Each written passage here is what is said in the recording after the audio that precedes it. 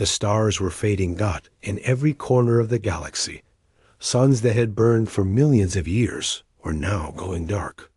Planets turned cold. Civilizations that once thrived in golden light now struggled to survive under black skies. No war had caused. No enemy had attacked. The galaxy was dying, and no one knew why. The Grand Council of Galactic Species held emergency meetings.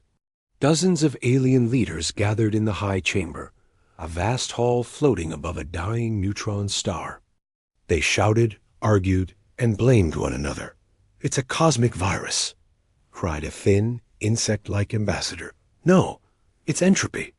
"It cannot be stopped," shouted a reptilian leader. "We must use all remaining energy to build star cores," said another, her skin glowing with panic. But none of it worked. Every solution failed. One elder, a quiet being with skin like flowing stone, spoke at last. "There is one world we have not asked," he said slowly. "The humans." The room went silent. "Earth?" A voice whispered. "They left the council cycles ago. They refused to join our war fleets. They said nothing." "Exactly," the elder replied. "And yet their region is still bright." The council hesitated. Humanity was known as a strange species. They were from a death world, a planet of storms, fire, and chaos. Yet they had survived, grown, and watched, always watched. They had once shared technology, ideas, and even art. But when the galaxy began turning toward war and power, humanity had stepped back. Now the galaxy was in ruin. The council sent a signal. A simple message: "We seek your help. The galaxy fades." They waited. And waited. No reply came. Days passed. Then weeks. One by one, the leaders gave up. But then something arrived. A single human ship. It was old, not a war vessel. It had no weapons, no shields, and no escort. It drifted toward the council's station and gently docked. From it stepped a human man. He was tall, gray-haired, and wore a simple coat. No guards, no assistants, just a small bag in his hand. The guards didn't stop him. Somehow, they knew they didn't need to. He walked into the High Chamber, silent and calm, as the alien leaders stared. "I heard your call," he said softly. One commander stood up. "Is this a joke? We are dying, and Earth sends a traveler?" The human only smiled and placed a small item on the table. It was a paper notebook. Handwritten. No one had seen such a thing in centuries. "What is this?" asked one alien, confused. "A question," the human replied. "And maybe a path." The council members whispered among themselves. "You brought no machines?" asked the stone-skinned elder. "I brought what machines cannot fix," the human said. He looked at them with calm eyes. "Your stars are not sick. They are grieving." The room went quiet. "Grieving?" Someone repeated. "Stars do not feel." The human didn't argue. He only opened his notebook. "I will go to the edge of the galaxy," he said, "to the oldest dying star. Let me listen to it." The reptilian leader barked in frustration. "We need answers, not poetry." But the elder raised a hand. "Let him go." The council allowed the mission. The human ship left again, slow and small. It floated toward a system on the edge of everything, a system where the star was just hours from collapse. Satellites were placed nearby to watch. The council expected nothing, but something happened. The dying star stopped shrinking. It didn't. Burned brighter. It didn't explode. It simply paused. Like it had heard something. The council was shocked. How? They asked each other. The data showed no machines, no energy weapons, no tech interference. Only one sound came from the human ship, a soft voice. The human was reading aloud. A story. An old Earth story, spoken like a bedtime tale. He was telling the star about hope. Asterisk, the council could not explain it. The dying star, once dim and trembling, had paused its collapse. Its energy readings were steady for the first time in decades. The only thing near it was the small human ship. Inside, the human sat alone. No shields, no weapons, just silence and a notebook full of old Earth stories. He wasn't an engineer. He wasn't a scientist. He was a storyteller. His name was Marek. The alien leaders gathered again, watching the data feeds from a distant star system. Some called it luck. Others called it a trick. But the stone-skinned elder, the one who had first called for help from Earth, simply said, "He is listening, and the galaxy is responding." Marek left the star after 3 days. He didn't take samples. He didn't extract energy. He simply thanked the star. His message to the council was short. This galaxy was built with more than science. It remembers. It mourns. It hopes. You've forgotten how to speak to it. They didn't understand, but the data didn't lie. That star was no longer dying. The council sent a team of scientists to investigate. They landed near where Marek's ship had been. They scanned every inch of the zone. No machines. No tech interference. Just strange energy readings, soft vibrations in the star's core, almost like a heartbeat. And in the dust left behind, a small paper was found, written in Marek's hand. Do not fight the silence. Sit with it, then speak with meaning. Back at the assembly, the debate turned fierce. He's using emotion nonsense, one alien barked. Stars do not listen. This is psychological manipulation, said another. They want power over the council. But other smaller species, those without great fleets, began to hope. Some of their stars were still dying. They reached out to Marek. And Marek came. One by one, he visited their systems, not with machines, but with words. He told stories from Earth's past tales of peace after war, of light returning after dark. He read poems, played soft Earth music, even sat alone under dead trees on forgotten moons.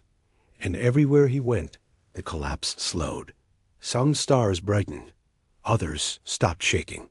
One planet, long thought lifeless, suddenly showed signs of atmosphere rebuilding. Alien children began drawing pictures of Marek with glowing stars behind him. They called him the Whisperer. To them, he wasn't a savior. He was a listener. But the powerful species grew angry. This is dangerous, they said. If word spreads, the council will fall under human influence. They summoned Marek back to the high chamber. He arrived, as always, alone. You will now explain everything. One counselor demanded. Marek bowed slightly. I am not here to rule. I'm here to remind. Remind us of what? That you are not machines. Marek said, you are not just minds of logic and force. You are part of the galaxy. And she is tired. Laughter echoed across the room. She? You speak like a mad poet. Marek didn't react. He opened his notebook again and placed it on the floor. I will leave this behind. You may read it. Or not. But I ask one thing. Send me to the planet of Asheville. The council fell silent. Asheville was lost. A world of fire and storms, where even machines melted. No one had returned from there in centuries. What will you do there? The elder asked quietly. Marek smiled faintly. Speak to the sky. They thought it was suicide, but they approved the mission, some out of curiosity, others out of a desire to watch him fail. Marek's ship vanished into the red clouds of Asheville 2 days later. Every system he passed began to glow, faintly, and on his way he left a message. Wisdom is not knowledge. It is knowing when to be still and when to speak. The planet Asheville was death itself. Red storms tore across the skies like dragons of fire. The ground cracked with boiling heat. Satellites sent by other species had lasted only minutes before turning to ash, but Marek's ship entered the atmosphere. Slowly, calmly. There were no shields, no defense drones. Just him, his notebook, and a small crystal hanging from the ceiling, an old Earth artifact gifted to him by a child on a green moon. The galaxy watched. Everyone expected silence. Then, something happened. A long-dead scanner on Asheville once, placed there by the Sithari race, came back online for 34 seconds. And in that moment, it sent one signal: human presence. Stabilizing atmosphere, localized calm detected. And then, silence again. But now, something had changed. In council halls, a few scientists began running models again. They included Marek's movement patterns, his words, the locations he visited, and the strange energy shifts that followed. The results were impossible. Everywhere Marek walked, electromagnetic stress on local systems decreased. Atmospheres calmed. Gravity fluctuations normalized. Dying stars paused collapse. All without machines. How is this possible? One analyst cried. He's doing in minutes what our best technology couldn't do in centuries. The high command grew nervous. They searched Marek's history. He wasn't a soldier, not even a trained diplomat. He had been a teacher, a storyteller. His Earth profile read, Marek Ray, humanities professor. Specializations: mythology, philosophy, peace studies. He's not using weapons, the elder whispered. He is the weapon. That terrified the powerful species more than any supergun. Because if stories and thoughts could shift the galaxy, then what power did warships have? Meanwhile, on Asheville, Marek sat near a shattered pillar. The ground beneath him was cracked like broken glass, but above, the red sky was growing still. He read aloud, not loudly, but slowly. And so, even. In the darkest time, the people held hands beneath a dying sky and sang together, not because they had hope, but because they chose it. He closed the notebook. His voice trembled, not with fear, but with quiet joy. Asheville's wind paused. A small flower bloomed from the dirt beside him. A flower. On Asheville, elsewhere, chaos began to spread, not from nature, but from fear. The war species, the Varrock Dominion, demanded action. This human is manipulating galactic energy.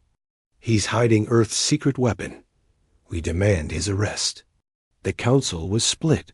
Some feared Marek's growing influence. Others, especially smaller races, begged for more visits from him. Their worlds had seen peace after centuries of storms. One young species, the Junari, even started broadcasting Earth music across their system. Within days, their sun, once erratic, began to stabilize. The Dominion launched a threat. If the Council won't act, we will. The human must be stopped. Earth finally responded, but not with war. A message was sent. Marek is not our weapon. He is our memory. Stop him, and you silence everything that still holds light in your dying galaxy. But the Dominion didn't care. They sent 3 warships to intercept Marek's vessel when it left Asheville. The ships locked on him as he entered orbit. Then Marek did something no one expected. He opened a live broadcast to every system, every planet, every moon. He sat calmly in his ship. No armor, no guards, just one final sentence. A story can either destroy a world or rebuild one. What story will you choose to tell next? The warship stopped, not because of fear, but because their youngest crew members started to cry. Asheville was silent. For the first time in recorded galactic history, the storm world had no lightning, no fire, no screams of wind, just stillness. As if the planet itself had fallen asleep in Marek's presence. The 3 Dominion. Warships hovering above did not fire. Their weapons remained locked, but unmoving. No one inside understood what they were feeling. Confused, nervous, even peaceful? On one ship, a young technician stared at the live feed. She wasn't trained in Earth languages, but she replayed Marek's last words again and again. What story will you choose to tell next? Her hand moved without thinking. She turned off the targeting system. On every world watching, leaders, civilians, and even children waited for what would happen next. No attack came. Instead, Marek's ship turned slowly and flew toward a nearby space station in old ruin orbiting a dark moon. It had been abandoned for centuries. Some said it was haunted. Others called it cursed. Marek didn't care for legends. He cared for truths. When his ship docked, the automated lights inside the station blinked for the first time in ages. Not because of technology, but something deeper. Recognition. Inside, deep within the station's archives, Marek found it. A sealed chamber. No one had entered in 10,000 years. With a whisper, the door opened. What lay inside was not a weapon. Not gold. Not forbidden energy, but a library. A living one. Scrolls, data cubes, floating stones carved with light symbols, all written in hundreds of forgotten languages. Each item pulsed faintly, as if alive. Marek stepped in, and the walls glowed. Council, still divided, received a message from Marek. I've found the truth. The galaxy was built not only with science, but with balance, memory, and story. We once sang the stars into motion. You have only been maintaining a machine. You've forgotten. It was once alive. The words echoed across every system. At first, many mocked it. More Earth fantasy, said a Dominion leader. But the energy readings from the forgotten archive were undeniable. Old tech that no species remembered how to use. Powered up again, only when Marek read aloud from the ancient scripts.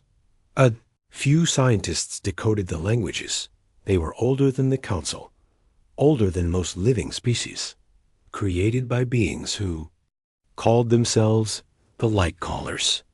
These ancient ones didn't rule with weapons. They traveled across systems, planting meaning through stories, emotions, songs, and values. They didn't control the stars. They danced with them. When the Light Callers vanished, the younger species took over and forgot. Technology advanced. Logic replaced emotion. War replaced song. The galaxy became cold, and now it was dying. Not because of age, but because of loneliness. One line from the archives was translated fully. The stars dim not from time, but from silence. Marek wept when he read it, not because it was sad, but because it was true. He began sending pieces of the library to young worlds, not as weapons, but as seeds. He trained others, not in coding or physics, but in storytelling, emotion, and peacekeeping. He spoke on airwaves to worlds that had never seen a human. He didn't demand anything. He only asked them to remember. To feel. To listen. And when one war-torn moon restored its oceans without a single machine, just by broadcasting the songs of its oldest tribe, the galaxy realized Marek wasn't saving them with power. He was reminding them of who they once were. Asterisk. The Council was splitting. For the first time in 10,000 cycles, the chamber was no longer united by law, but by confusion. Some members had begun to believe in Marek's mission. They had seen his quiet presence heal what the most powerful machines could not. Small species, forgotten colonies, and peaceful worlds had begun to recover. But the major powers, like the Dominion and the Zorn, Imperium called it dangerous nonsense. Wisdom is not a solution, one leader snapped. The stars collapse from physical decay, not feelings. He's deceiving us all, said another. It's a slow invasion, masked in words. Even if he speaks truth, one old voice said, How do we know Earth has not created this sickness to sell us the cure? The chamber erupted in argument. Only the stone-skinned elder remained silent. His name was Vilel. He had once visited Earth, long ago, before humanity withdrew from the galactic stage. He had seen a child cry at the grave of a bird, and adults pause in silence to honor a lost stranger. He had seen something the others missed. Empathy. He rose now, slow but steady. Perhaps you are right, Velen said. Perhaps we do not need stories. Perhaps stars die and worlds fall for reasons we can measure. He paused. But if so, why haven't we saved ourselves? Silence. No one could answer, because despite all their weapons, energy cores, and megaships, nothing had worked. Marek had far from the council. Marek stood at the edge of a glowing crater on a moon that had once been home to the lost quarry race. The surface was cracked and empty until he read from the archive in the ancient quarry language. Didn't even understand the words. He just felt them. The wind shifted. A pulse of light rose from the earth.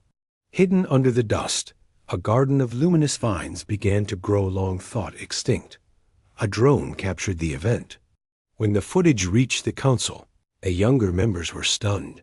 The vines were biologically impossible in that environment. The energy source? Unclear. The cause? Marek's voice. Still, the Zorn Imperium issued an alert. Enough? One more trick from the human, and we will act. But the younger worlds had already begun to rebel. The song born of Eili broadcast human poetry into their moons. The riverkin of Orvas translated their tribal chants into Earth languages.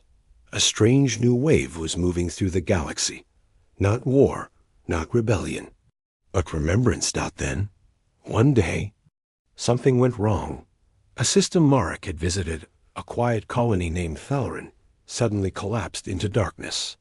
Its sun flickered out in seconds. Ships sent to investigate found shattered buildings and complete silence. The Dominion accused Marek at once. He altered the balance. His emotions infected the system. Panic spread. Even peaceful species hesitated. Maybe he's not saving us, one counselor whispered. Maybe he's waking something worse. The council demanded Marek return immediately for questioning. Velan, the elder, sent a private message instead. Do not run. Let them see what you carry. Marek agreed. He arrived at the high chamber again alone, as always. But this time, he brought something new. He carried a stone tablet taken from the lost library. It shimmered with words in every known language. He placed it at the center of the chamber. I did not break Thalrin, Marek said gently. It was already broken. He tapped the tablet. A hologram appeared footage from Thalrin's surface. Before its collapse. It showed a group of scientists from the Zorn Imperium experimenting. They had used gravitational distortion fields testing how far a sun could be pushed before it collapsed. They had lied. The council erupted in shock. Zorn officials tried to protest, but the evidence was clear. Marek said nothing. More. He simply left the chamber, not in anger, not in victory, but with quiet sorrow. The galaxy had nearly destroyed the one voice trying to heal it, and they had done it not because he was wrong, but because he was different. The news of the Thalrin disaster spread quickly, but so did the truth. The Zorn Imperium's experiment had caused the collapse. Not Marek, not Earth, not emotions or stories, but fear, greed, control. Across the stars, people began to whisper a new truth. The human didn't break the galaxy. We did. Marek disappeared from the spotlight. His ship went dark.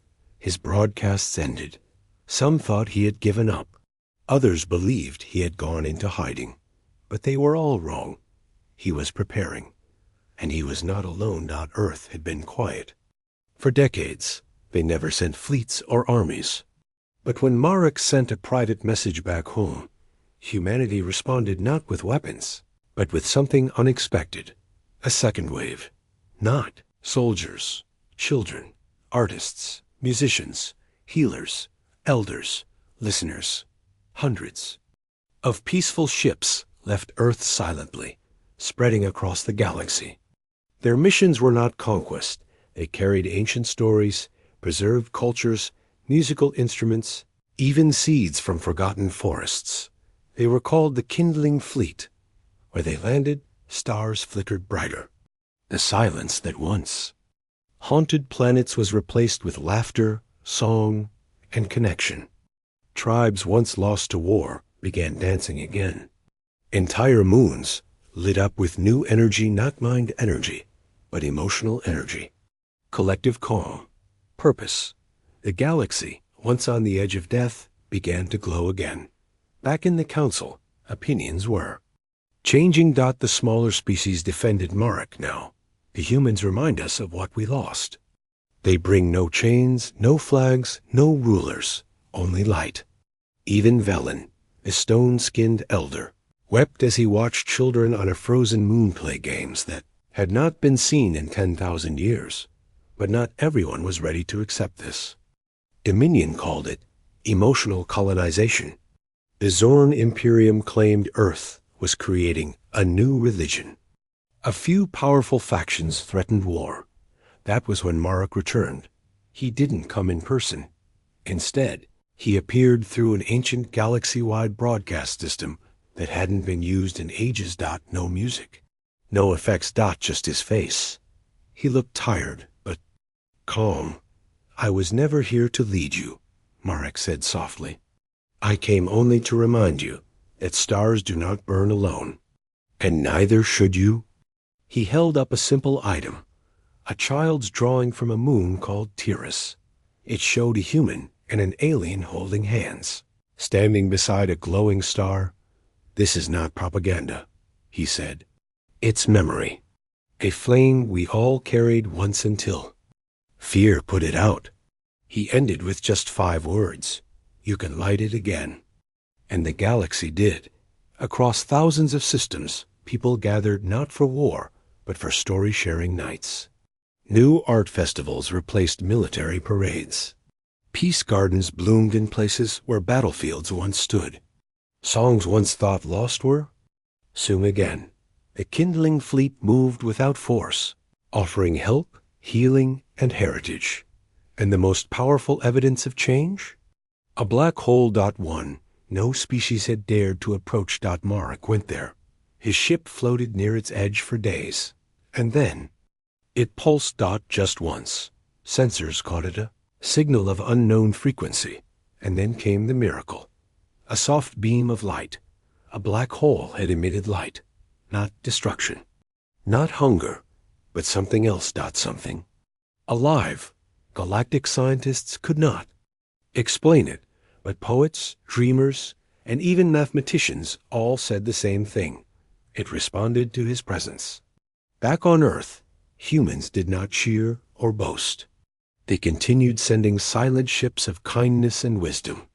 The flame had returned, not as fire, but as warmth. The galaxy began to believe again, not in humanity, but in hope. Asterisk. The galaxy no longer screamed in silence. It HUMED, not from warships, not from machines, but from voices, stories, songs, and connection. Where once there had been panic and fading light, there was now a gentle return of warmth, of life. Kindling Fleet had reached over 1,000 systems. On a frozen world named Sira Ix, a forgotten race awakened from hibernation to find their sky no longer dark. The stars they once worshipped had begun to shine again. They gathered in the old temples, whispering words they barely remembered. The light has returned. On the edge of the spiral arm, a sentient AI core, long corrupted by logic and efficiency, received a soft transmission. It was not a command. It was a lullaby. Its systems paused. It began to process not data, but emotion. It rewrote its own purpose. Preserve, not dominate. Feel, not control Dot, and on Marek's home world Earth, a child sat on a grassy hill, writing her own stories into a journal, just like he had. She didn't know the stars were once dying. To her, they had always flickered softly. Always listening Dot in the council chamber, things had changed. The Great War banners were taken down. In their place, paintings and carvings from 100 cultures were displayed, many of them brought back by the humans. For the first time in millennia, the Grand Council met not to argue, but to reflect. Velen, the stone-skinned elder, stood and spoke softly. We feared Earth's silence. We mocked their kindness. We forgot that true wisdom does not raise its voice. It waits until we are ready to hear it. No one interrupted. Even the Dominion, once fierce and proud, had sent their youngest member to this session, a soft-voiced diplomat who now quoted Marek in every meeting. We were taught that stars burn because of fuel and pressure, she said. But maybe they also shine brighter when someone believes in them. The chamber nodded. Dot, it was not weakness. Dot, it was strength in a new form. Dot, Marek, however, was gone. After the event near the black hole, what some now called the Great Pulse, he had left no trace. His ship was empty, found drifting quietly near a nursery system full of newborn stars. But only his notebook remained, secured gently inside the ship. Its last written line was in simple handwriting. Let them carry it now. And they did. The galaxy did not crown Marek a hero. He would not have wanted that. Instead, they passed his stories like seeds planted on desert worlds, shared during long journeys, whispered before sleep. Earth never demanded a reward. Their gift had not been dominance, but direction. Their wisdom had not been loud but lasting. Years passed, then centuries, but one constant remained. Whenever a star dimmed, whenever a world fell into sorrow, whenever a child looked up and asked, "Why does the sky feel so quiet?" a story would arrive, carried by someone human or alien who remembered Marek's voice, or something like it, and they would sit and listen and begin again. In the end, the galaxy had not been saved by a weapon, a leader, or a superpower. It had been saved by a choice. The choice to feel. To listen. To remember. And to pass the flame on. The light had returned, not because of force, but because someone dared to believe the stars still mattered. The end. HFY Sci-Fi Tale. Complete. Asterisk.